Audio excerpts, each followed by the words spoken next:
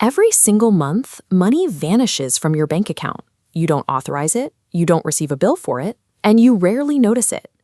Last month, I sat down with my TD bank statement. I budget, I use a spreadsheet.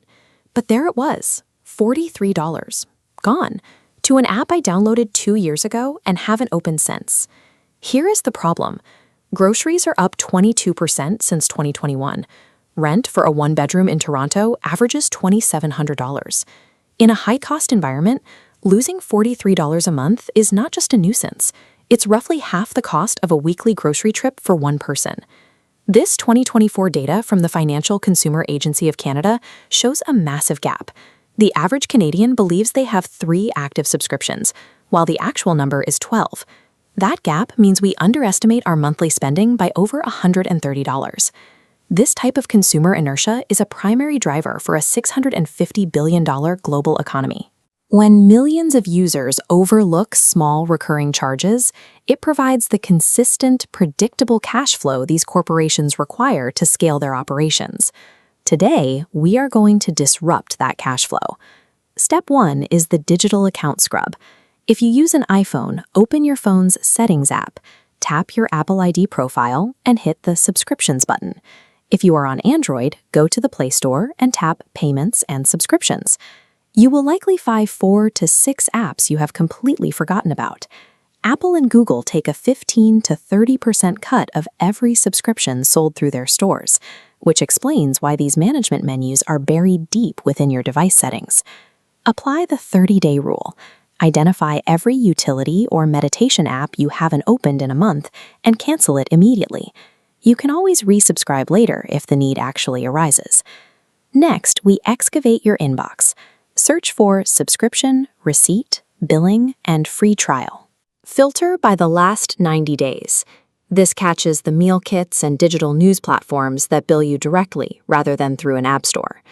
Pay close attention if you immigrated to Canada in the last few years. There is a specific pattern of predatory services targeting newcomers, charging $20 to $30 a month for credit building or document assistance. These services often charge for access to PR card renewal info or credit score details. All of these are available for free through official Government of Canada channels at canada.ca. Clearing these digital ghost towns is the fastest way to recover immediate cash. It allows you to reclaim your monthly budget without changing a single lifestyle habit. Step 2 is managing your streaming services. Stacking Netflix, Disney Plus, and Crave can cost nearly $100 a month. Because of geo-restrictions, Canadians often pay full premium prices for content catalogs that are significantly smaller than those available in the US. Switch to the seasonal rotation strategy. Keep only one service active at a time. Watch what you want, pause the subscription, and then move to the next platform. Then there is the gym. Major Canadian chains like GoodLife operate on a specific over-enrollment model.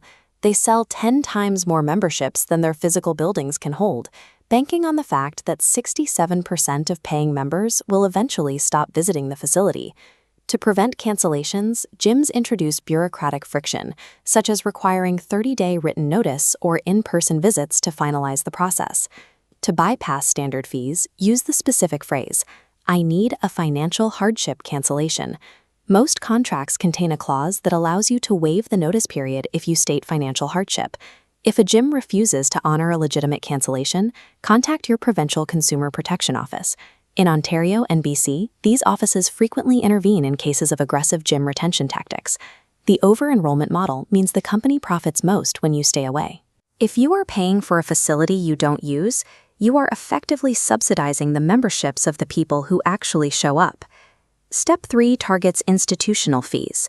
Look at your auto loan and credit card statements. During the signing process, major financial institutions frequently bundle creditor insurance or balance protection into your monthly payment. These are often opt-out programs.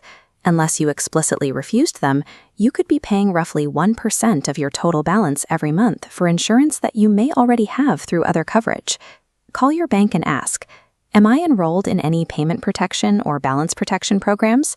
If the answer is yes, ask them to opt you out immediately. Small business owners and freelancers should apply the same audit to software like Adobe Creative Cloud or Shopify. High-tier plans often auto-renew at maximum rates long after a specific project is finished. If you still need the software, start the cancellation process and select budget constraints as your reason. This action typically prompts the retention system to offer an unadvertised 40 to 50% discount to keep you on the platform. Without this negotiation, software costs can easily exceed the revenue the tools help you generate, creating a software margin trap that eats your profits.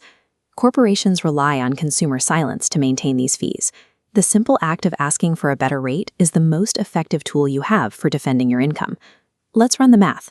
If you pause a streaming service, delete one forgotten app, and remove a balance protection charge, you save roughly $120 a month. Over a year, that is $1,440.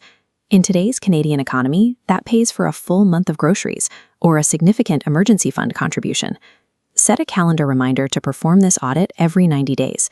Subscription creep is inevitable unless you make the audit a recurring habit. Financial stability in a high-inflation era is achieved through active defense. Protecting what you have already earned is the only way to ensure the subscription economy doesn't swallow your margin. Do the audit right now. Go check your bank statement.